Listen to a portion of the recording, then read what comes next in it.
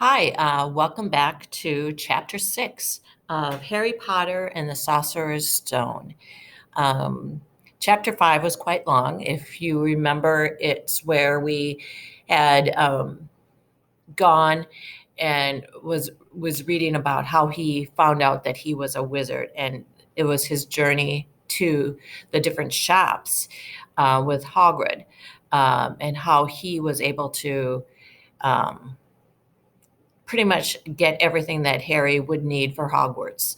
Um, and and Harry finding out all sorts of different things that he actually was famous. I think he started to realize how famous he actually is. Um, and he also did realize that there's people that he still, you know, decided that he didn't really care for too much.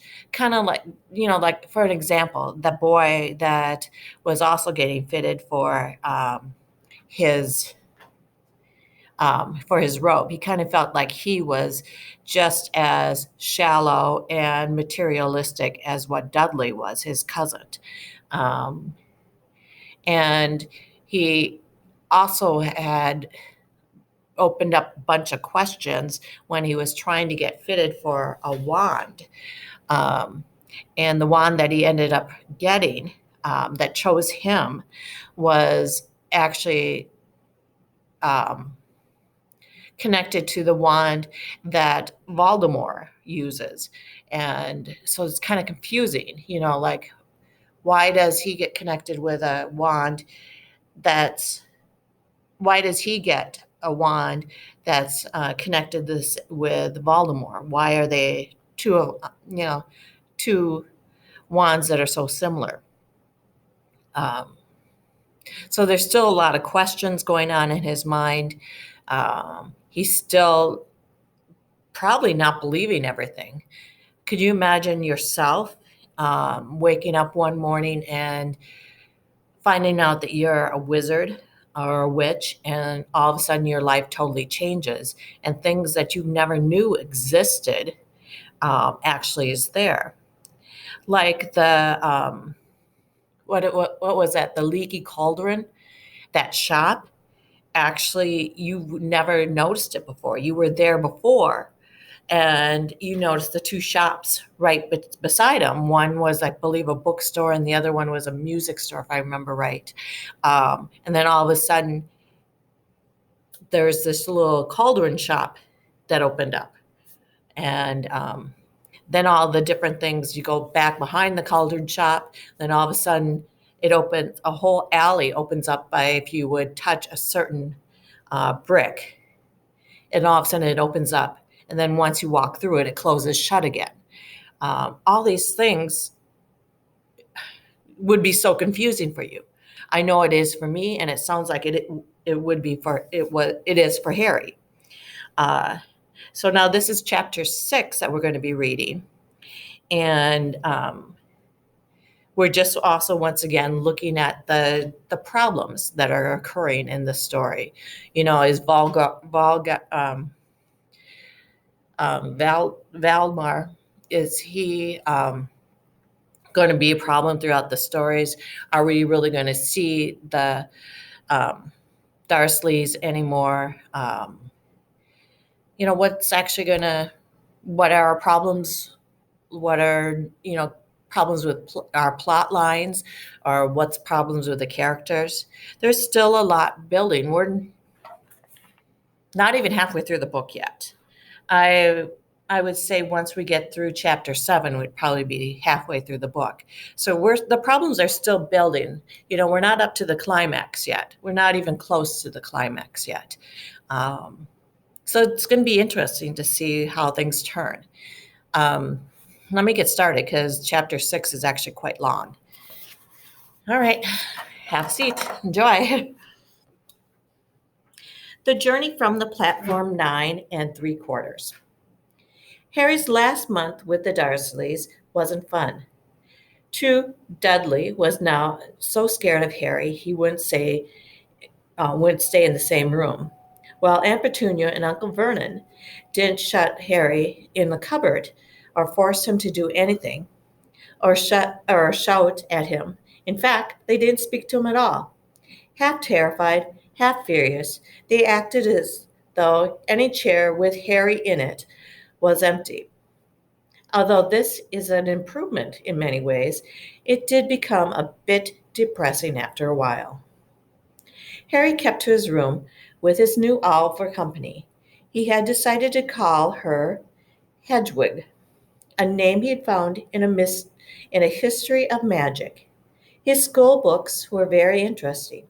He lay on his bed, reading late into the night. Hedwig, swooping in and out of the open window as she pleased.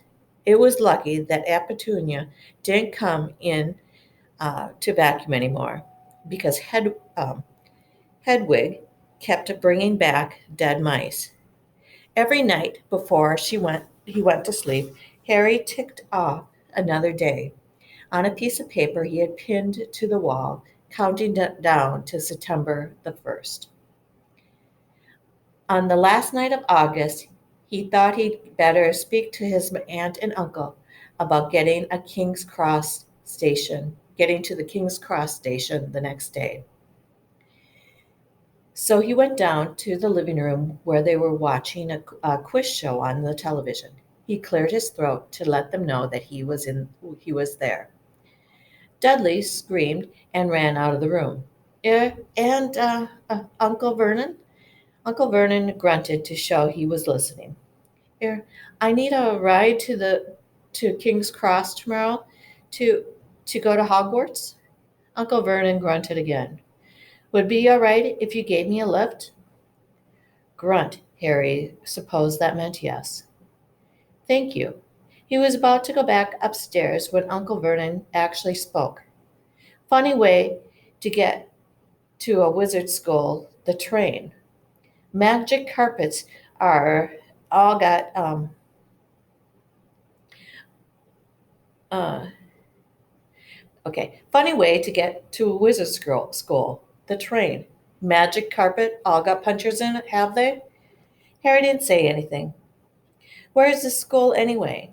I don't know, Harry said, realizing this for the first time. He pulled the ticket um, Hagrid had given him out of his pocket.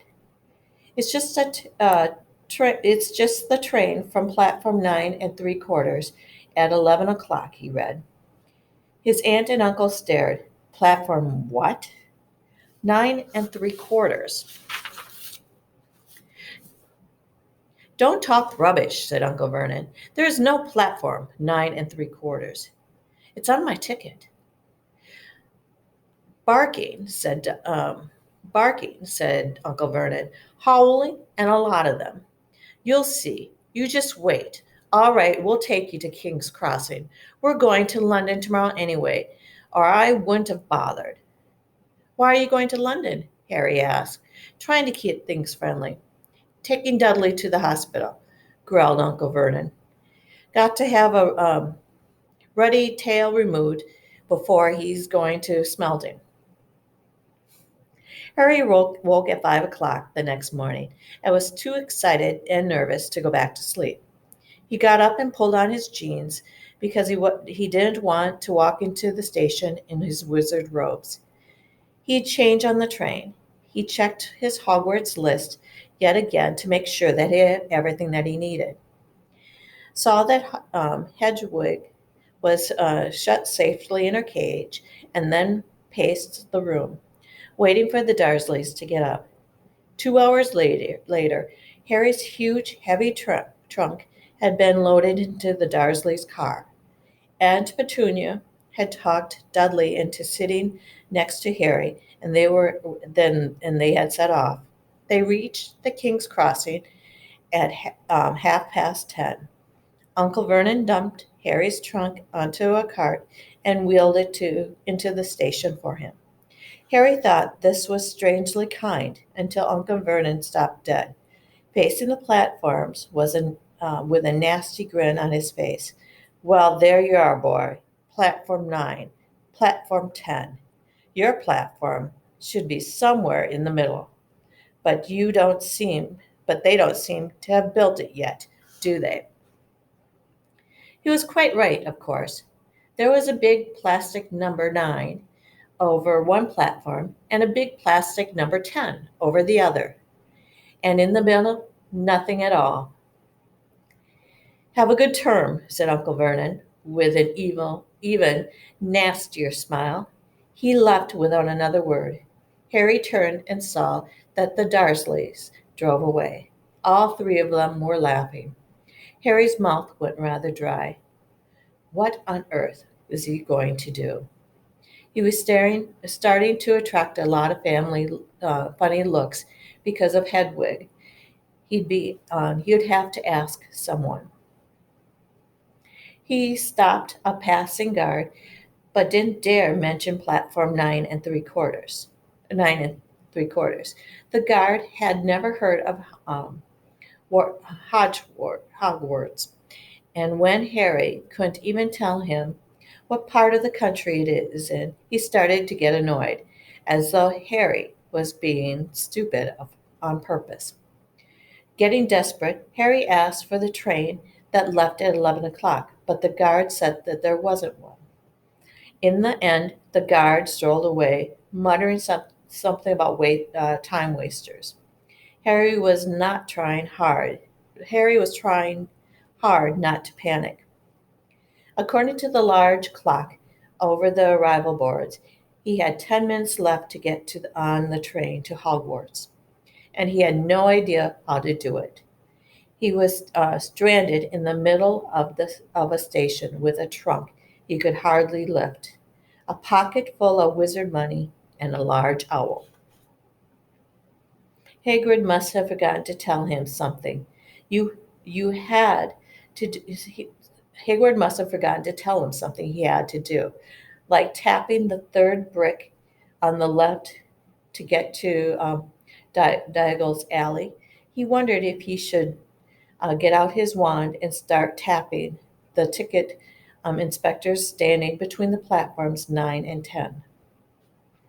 At that moment, a group of people passed just behind him, and he caught a few words that they were saying. Packed with Muggles, of course.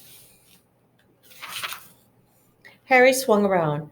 The speaker was a plump woman who was talking to 4 boys, all with flaming red hair. Each of them was pushing a trunk like Harry's in front of him, and they had an owl. Heart hammering, Harry pushed his cart after them. They stopped as he did, and so did he, just near enough to hear what they were saying. "Now, what's the platform number?" said the boy's mother. 9 3/4, piped a small girl, also red-haired, who was holding her hand. "Mom, can't I go?"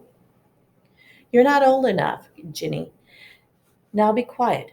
"All right, Percy, you go first." What looked like the oldest boy marched towards platform 9 and 10. Harry watched carefully not to blink in case he missed it.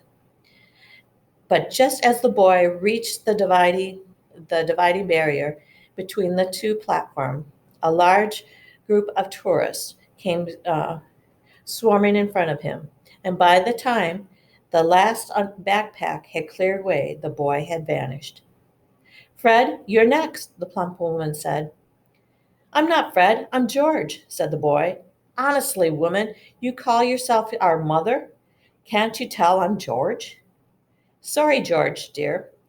Only joking. I am Fred," said the boy, and off he went. His twin called after him to hurry up, and he must have done so before, because a second later he had been gone. But how had he done it? Now the third brother was walking briskly towards the barrier. He was almost there, and then, quite suddenly, he wasn't any more. There was nothing else for it. "Excuse me," Harry said to the plump woman. "Hello, dear," she said. "First time to Hogwarts?" Ron's new too. He pointed at the last and youngest of his sons. He was tall, thin, and gangly, with freckles, big hands and feet, and a long nose. Yes, said Harry.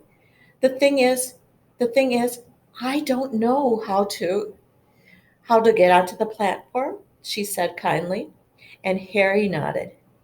No worries, she said. All you have to do is walk straight and the barrier between the platforms 9 and 10. Don't stop and don't be scared. You'll crash into it. That's very important.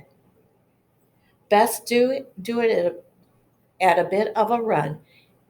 If you're nervous, go on now before Ron. "Uh, Okay, said Harry. He pushed his trolley again and started at the barrier. It looked very solid. He started to walk towards it. People jostled him on their way to the platforms 9 and 10. Harry walked more quickly. He was going to smash right into the barrier, and then he'd be in trouble. Leaning forward on his cart, he broke into a heavy run. The barrier was coming nearer and nearer. He wouldn't be able to stop. The cart was out of control. He was a foot away. He closed his eyes, ready for the crash. It didn't come. He kept on running. He opened his eyes. A scarlet steam engine was waiting next to the platform packed with people. A sign overhead said Hogwarts Express, 11 o'clock. Harry looked behind him and saw a wrought iron archway. Where the barrier had been, with the words Platform 9 3/4 on it. He had done it. Smoke from the engine drifted over the heads of the chattering crowd, while cars of every color wound here and there between their legs. Owls hooted to one another in a distinct sort of way over the babble and scraping of heavy trunks.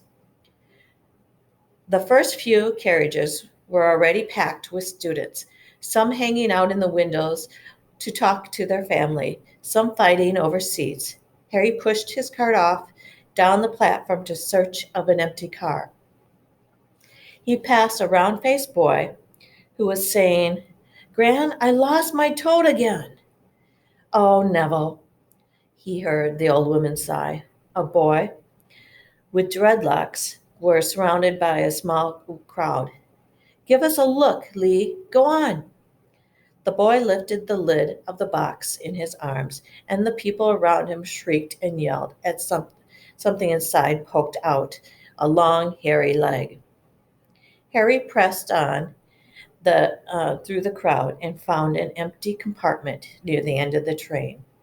He had put Hedwig into first, and then started to shove and heave his trunk towards the train's door. He tried to lift it up the steps, but could hardly raise one end, and twice he dropped it painfully onto his foot. Want a hand? It was one of the red-haired twins that he'd followed through the barrier.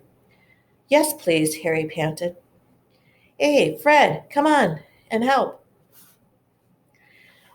With the twins' help, Harry's trunk was at last tucked away in the corner of the compartment. Thanks, Harry said, pushing his sweaty hair off his eyes. What's that? The one of the twins suddenly pointed at Harry's lightning scar. Blimey, said the other twin. Are you? He is, said the first twin. Aren't you? He added to Harry. What? Harry said. Harry Potter, chorused the twins. Oh, him, said Harry. I meant, yes, I am. The two boys gawked at him, and Harry felt himself turning red. Then, to his relief, a voice came floating in through the train's open door. Fred, George, are you there? Coming, Mom. With a last look at Harry, the twins hopped off the train. Harry sat down next to the window, where half hidden, he could watch the red-headed family on the platform and hear what they were saying. Their mother had just taken out her handkerchief. Ron, you've got something on your nose. The youngest boy tried to jerk out of the way, but she grabbed him and began rubbing the end of his nose. Mom, get off! He wiggled free. Ah, has Icky Ronnie got something on his nose? Said one of the twins. Shut up, said Ron. Why, where's Percy? Asked his mom. He's coming now. The oldest boy came striding into sight. He was already changed into his bellowing black Hogwarts robe, and Harry noticed a shiny silver badge on his chest with the letter P on it. Can't stay long, Mother, he said. I'm up front. The perfects have got two companions to themselves. The perfects have got two compartments to themselves. Oh, are you a perfect, Percy? Said one of the twins with an air of great surprise. You should have said something. We had no idea. Hang on. I think I remember him saying something about it, said the other twin. Once or twice a minute all summer. Oh, shut up, said Percy the perfect. How come Percy gets new robes anyway? Said one of the twins. Because he's perfect, said his mother fondly. All right, dear. Where have a good term. Send me an owl when you get there. Um, she kissed Percy on the cheek and he left. Then she turned to the twins. Now you two, this year, behave yourselves. If you get one more owl, tell me you've blown up a toilet or blown up a toilet. We've never blown up a toilet. Great idea though. Thanks, Mom. It's not funny. And look after Ron. Don't worry. Ronsky is safe with us. Shut up, Ron said again. He was almost as tall as the twins already, and his nose is still pink where his mother had rubbed it. Hey, Mom, guess what? Guess who we just met on the train? Harry leaned back quickly so that they couldn't see him looking. You know, that black-haired boy who was near us in the station? Know who he is? Who? Harry Potter. Uh, Harry heard the little girl's voice. Oh, Mom, can I go to the train and see him? Mom, oh, please. You've already seen him, Ginny, and the poor boy isn't something you gawk at school at the zoo. Is he really, Fred? How do you know? He asked him, saw a scar. It's really there, like lightning. Poor dear, no wonder he was alone. I wondered he was ever so polite when he asked how to get onto the platform. Never mind that. Do you think he remembers what you know what looks like? His mother suddenly became very stern. I forbid you to ask him, Fred. No, don't you dare, as though he needs reminding of that very on that very first day of school. All right, keep your hair on. A whistle sounded. Hurry up, their mother said, and the three boys clambered onto the train. They leaned out the windows for her to kiss them goodbye, and their youngest sister began to cry. Don't, Ginny. We'll send you loads of owls. We'll send you a Hogwarts toilet seat. George, only joking, Mom. The train began to move. Harry saw the boys' mother waving and their sister, half laughing, half crying, running to keep up with the train until it gathered too much speed. Then she fell back and waved. Harry watched the girl and her mother disappear as the train rounded the corner. Houses flashed past the window. Harry felt a great leap of excitement. He didn't know what he was going to be, where he was going to, but it had to be better than what he was leaving behind. The door of the compartment slid open, and the youngest red-haired boy came in. Anyone sitting here? He asked, pointing to the seat opposite Harry. Everywhere else is full. Harry shook his head, and the boy sat down. He glanced at Harry and then looked quickly out the window, pretending he hadn't looked. Harry saw he still had the black mark on his nose. Hey, Ron. The twins were back. Listen, we're going down to the middle of the train. Uh, Lee Jordan's got a giant tarantula down there. Right, murmured Ron. Harry, said the other twin, did you introduce yourselves? Fred and George Weasley, and this is Ron, our brother. See you later then. Goodbye, said Harry and Ron. The twins slid the compartment door shut behind them. Are you really Harry Potter? Ron blurted out. Harry nodded. Oh, well, I thought it might be one of the Fred and George's jokes, said Ron. And have you really got, you know, he pointed to Harry's forehead. Harry pulled back his bangs to show the lightning scar. Ron stared. So that's where you know who? Yes, said Harry, but I don't remember it. Nothing? Ron said eagerly. Well, I remember a lot of green light, but nothing else. Wow, said Ron, and he sat and stared at Harry for a few moments then, as though he had suddenly realized that what he was doing. He looked quickly out of the window again. Are all your families wizards? Are all your family wizards? Harry asked Harry, who found Ron just as interesting as Ron found him. Yes, I think so, said Ron. I think my mom's got a second cousin who's an accountant, but we never talk about him. So you must know loads of magic already. The Weasleys are clearly one of the old wizarding families, the pale boy in uh, Drago, Drag Alley had talked about. I heard you went to live with the Muggles, said Ron. What are they like? Horrible. Well, not all of them. My aunt and uncle and cousin are, though. Wish I had three wizard brothers. Five, said Ron. For some reason, he was looking gloomy. I'm the sixth in our family to go to Hogwarts. You could say I've got a lot to live up to. Bill and Charlie had already left.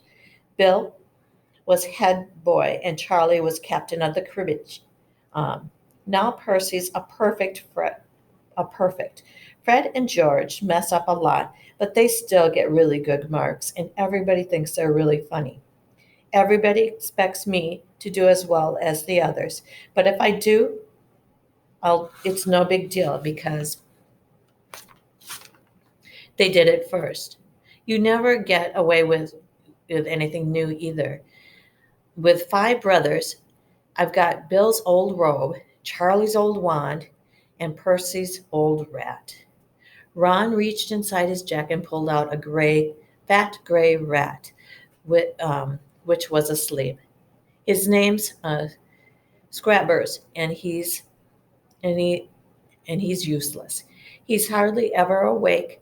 Percy got an owl from my dad for being made perfect, but they couldn't. But they couldn't. I mean, I've got Scrabbers instead. Ron's ears went pink. He seemed to think he'd said too much because he went back to staring out the window. Harry didn't think there was anything wrong with not being able to afford an owl. After all, he had never had any money in his life until a month ago. He told Ron so, all about having to wear Dudley's old clothes and never getting a proper birthday present. This seemed to cheer Ron up. And until Hogwarts told me, I didn't know anything about being a wizard or about my parents or Voldemort. Ron gasped. What? Said Harry. You said you know whose name, said Ron. sounding both shocked and impressed. "I have thought you of all people." "I'm not trying to be brave or anything saying the name," said Harry. "I just never knew you shouldn't. See what I mean? I've got to learn." "You bet," he added, voicing first for the first time something that had been worrying him a lot lately. "I bet I'm the worst in class."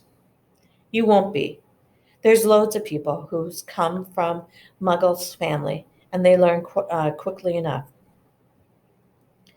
While you've been talking, the train had been carrying them out of London. Now they were speeding up past fields full of cows and sheep. They were quiet for a while and watching the fields and the lanes flicker past. Around 12:30, there was a great clattering outside in the corridor, and a smiling, dimpled woman slid back their door and said, "Anything off the carts, dear?" Harry, who didn't have any breakfast, leaped to his feet, but Ron's ears went pink again. He muttered that he brought a sandwich. Harry went into the corridor.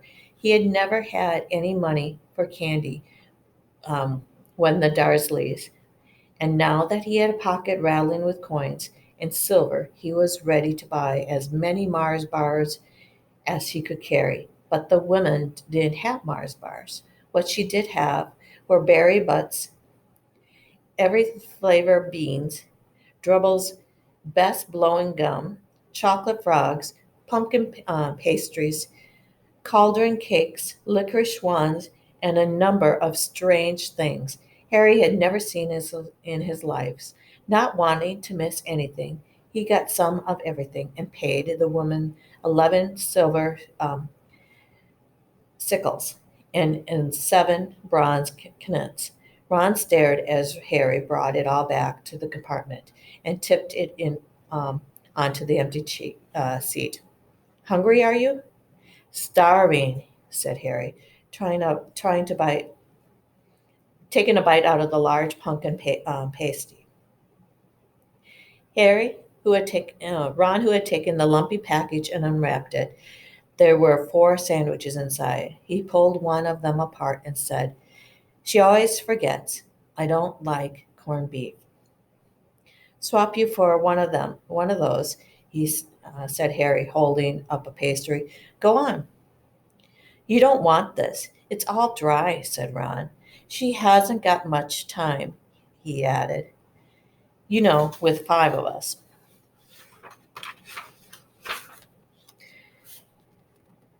"Go on, have a pasty," said Harry.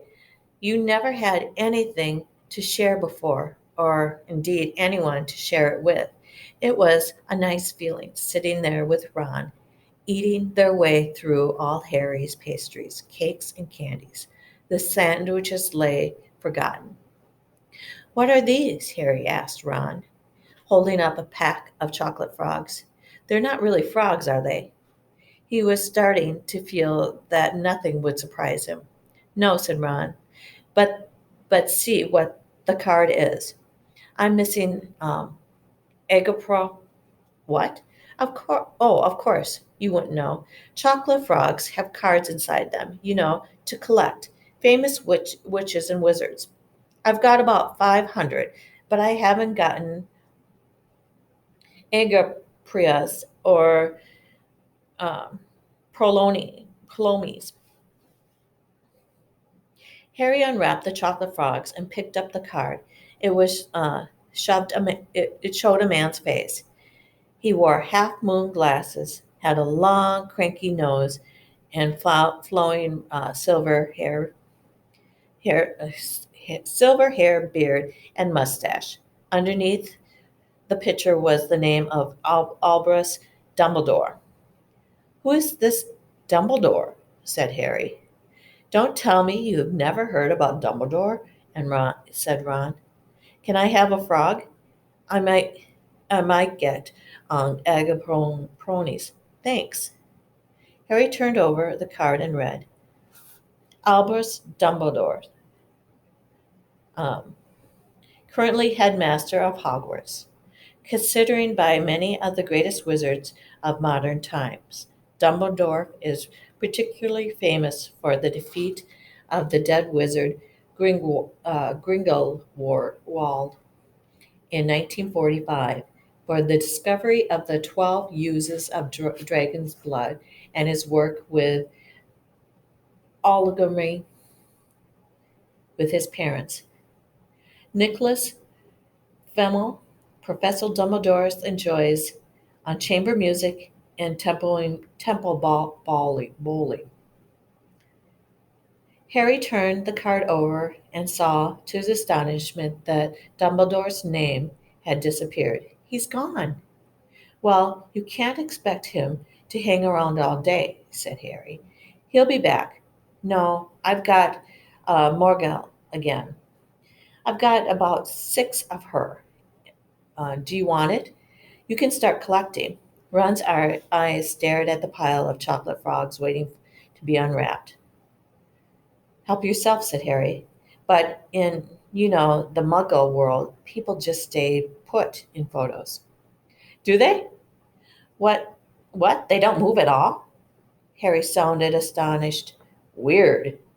Harry stared as Dumbledore um, settled back onto the picture on his card and gave him a small smile. Ron was more interested in eating the frogs than looking at the famous witches and war wizards cards. But Harry kept keeping his eyes couldn't keep his eyes off of them.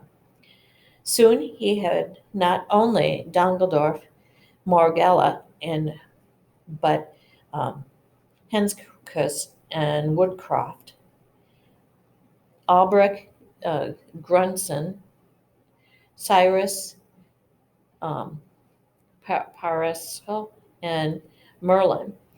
He finally tore his eyes away from the from the Duros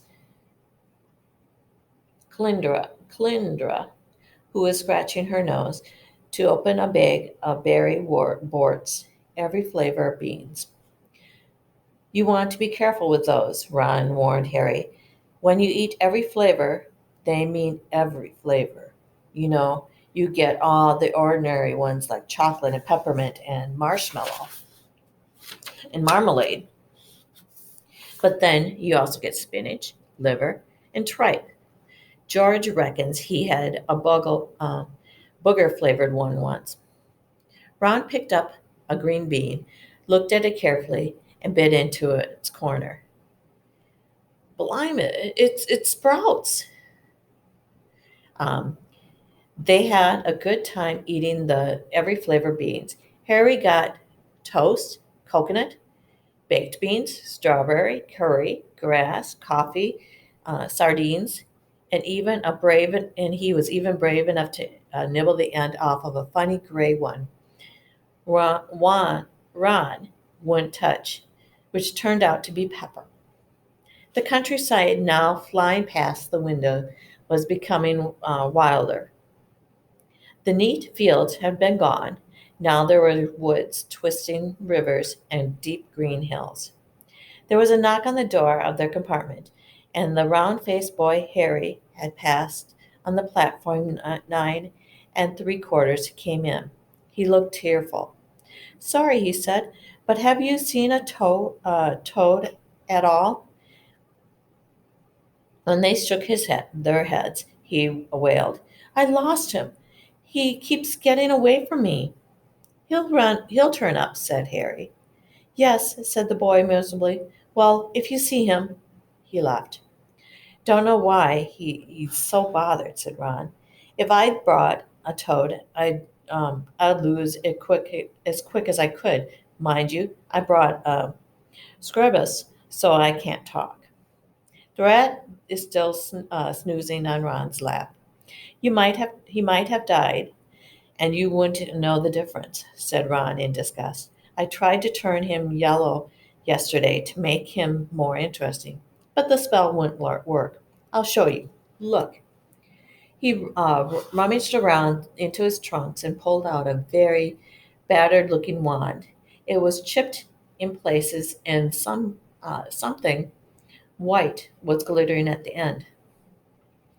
Unicorn hairs nearly poking out of it. Anywhere? He just raised his wand when the compartment door slid open again. Toadless Boy was back, but this time he had a girl with him. She was already wearing her new Hogwarts robes. Has anyone seen a toad? Novel's lost one, she said. She had a bossy sort of voice, lots of bushy brown hair, and a rather large front tooth. We've already told him we haven't seen it, said Ron, but the girl wasn't listening. She was looking at the wand in his hand. Oh, are you doing magic? Let's see it then. She sat down. Ron looked taken back. All right. He cleared his throat. Sunshine daisies, butter mellow. Turn the stupid fat rat yellow. He waved his wand, but nothing happened. Scrabbers stayed gray and fast asleep. Are you sure that's a real spell? Said the girl. Well, it's not very good, is it? I tried a few simple spells just to practice, and it's all worked for me. Nobody in my family's magic at all. It's just it was even such a surprise when I got my letter. But I was ever so pleased. Of course, I mean, it's the very best school for witchcraft there. I've learned all my course books by heart, of course. I just hoped it was well enough. I'm I'm Harmony uh, Granger, by the way. Who are you? She said all this very fast. Harry Harry looked at Ron and was relieved to see that his stunned face that he hadn't learned all the course books by heart either. I'm Ron Weasley, Ron muttered. Harry Potter, said Harry. Are you really? Said Hermione.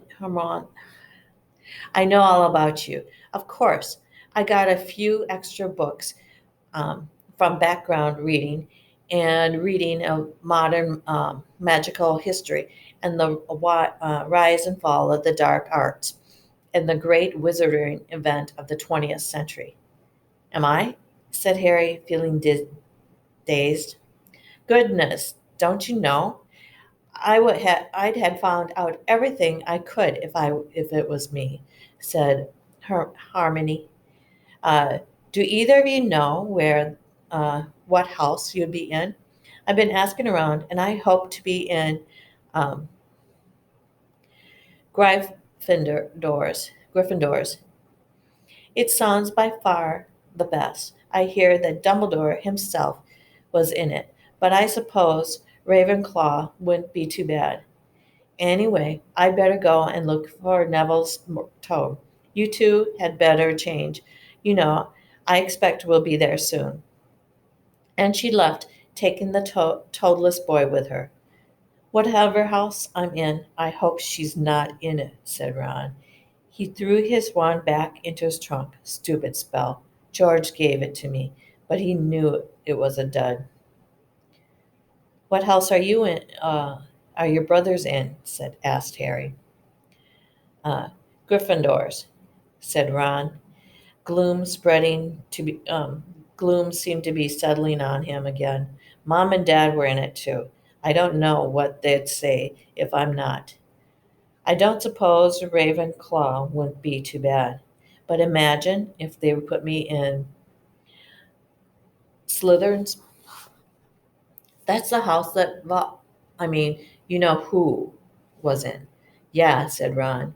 He flopped back onto the seat, looking depressed. You know, I think the ends of Scrubber's whiskers are a bit lighter, said Harry, trying to take Ron's mind off of houses. But what do your older brothers do when now that they've left anyway. Harry was wondering what a wizard did once he finished school. George, uh, Charlie's in Romania studying dragons, and Bill's in Africa doing something for Gringotts, said Ron. Did you hear about Gringotts? It's been all over the Daily Prophet, but I don't suppose you got that with the Muggles. Somebody tried to rob a high security vault. Harry stared. Really? What happened to them? Nothing. That's why it's big news. They haven't been caught. My dad says it must have been a powerful dark wizard to get around Gringotts, but they didn't think uh, they took anything. That's what's odd, because everyone gets scared when something like this happens, in case you know who's behind it. Harry turned this news over in his mind. He was starting to get a prickly of fear every time you know who was mentioned. He supposed this was all part of entering the magical world, but it had been a lot more comforting saying Voldemort without worrying. What's your Quidditch team? Ron asked.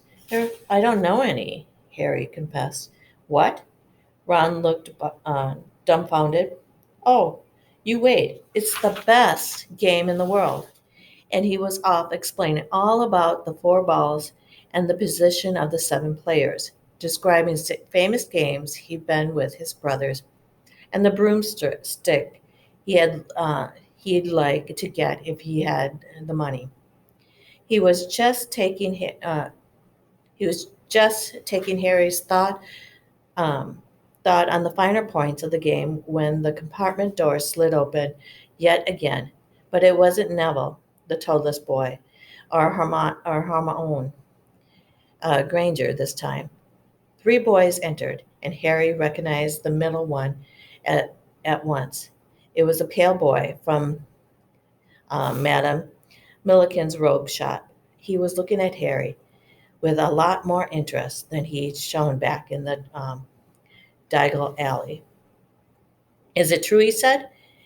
They're saying all down the train that Harry Potter's in this compartment. So is it you? Is it? Yes, said Harry. He was looking at the other boys. Both of them were thinner and looked extremely mean. Standing on either side of the pale boy, they looked like bodyguards. Oh, this is Crabby, and this is Gaily. And the pale boy, carefully noticing where Harry was looking. And my name is Malfoy Darko Malfoy. Draco.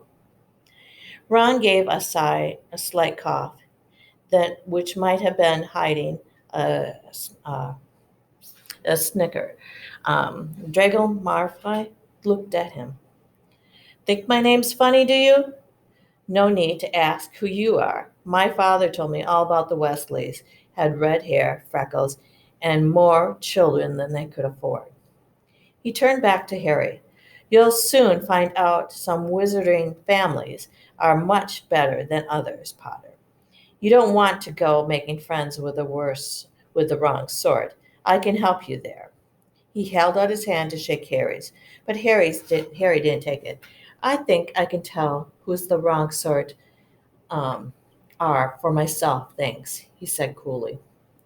Draco um, Malfoy didn't go red, but a pink tinge appeared on his pale cheeks.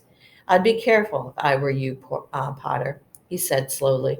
Unless you're a bit politer, you'll go, you'll go the same way as your parents.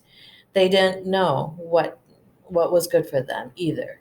You hang around with riffraff like the Wesleys and that um, Hagrid, and it'll rub off on you. Both Harry and Ron stood up. Say that again, Ron said, his face as red as his hair. Oh, you're going to fight us, are you? said Malfoy, sneered. Unless you got, um, and unless you get out now, said Harry, more bravely than he felt, because Crabble and Gailey were a lot bigger than him and Ron. But we don't feel like leaving, do we, boys? We're eating all your food, and you still seem to have some. Grayler reached towards the chocolate frogs next to Ron, and Ron leapt forward. But before he'd has as much as touched Grayley, Grayley let out a horrible yell. Scrabbers the rat was hanging off his fingers. Sharp little teeth um, sucked deep into Grayler's knuckles.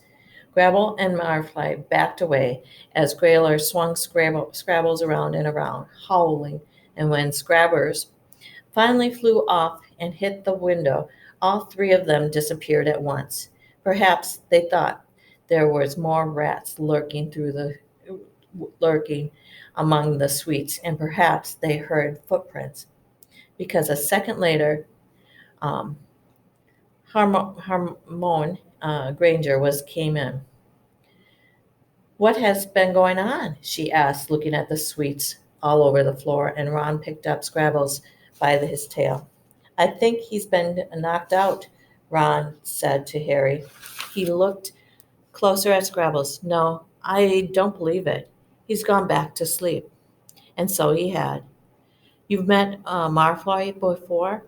Harry explained about their meeting at Diagon Alley.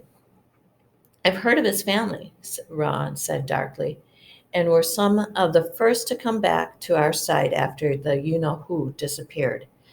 Said that they had been bewitched. My father doesn't believe it. He says Malfoy's father didn't need an excuse to go over to the dark side. He turned to our Harmony. Can we help you with something? You'd better hurry up and put on your robes. I've just been up into the front to ask the conductor, and he says we're nearly there. I haven't been. You haven't been fighting, have you? You'll be in trouble before you even get there. Scrabble has been fighting, not us, said Ron, scowling at her. Would you mind leaving while we change? All right. I only came in here because people outside are behaving very childish, racing up and down the corridors, said Harmony in a sniffing voice. And you've got dirt on your nose, by the way. Harry glanced at her as she left. Ron glanced at her as she left. Harry peered out at the window to the dark. It was getting dark. He could see the mountains and forests under a deep purple sky. The train did seem to slow down. Harry and Ron took off their jackets and pulled on their long black robes. Ron's was a bit short for him. You could see his sneakers underneath them. A voice echoed through the train. We'll be reaching Hogwarts in 5 minutes' time. Please leave your luggage on the train. It will be taken to the school separately. Harry's stomach lurched with nerves, and Ron, he saw, looked pale underneath his freckles. They crammed their pockets with the last of the sweets and joined the crowds thronging the corridor. The train slowed right down and finally stopped. People pushed their way towards the door and onto the tiny, dark platform. Harry shivered in the cold night air. Then a lamp came bobbling over the heads of the students, and Harry heard a familiar voice.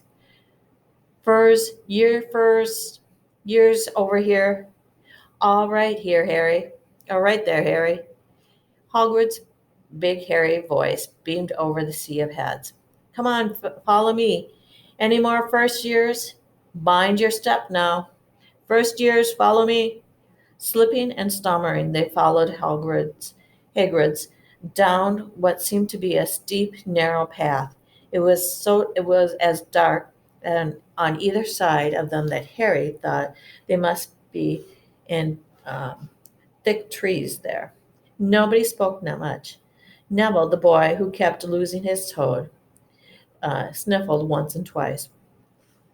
We'll get your first sights of Hogwarts in a second, Hagrid called over his shoulder. Just around this bend here. There was a loud, oh, a narrow path had opened suddenly into the edge of a giant black lake.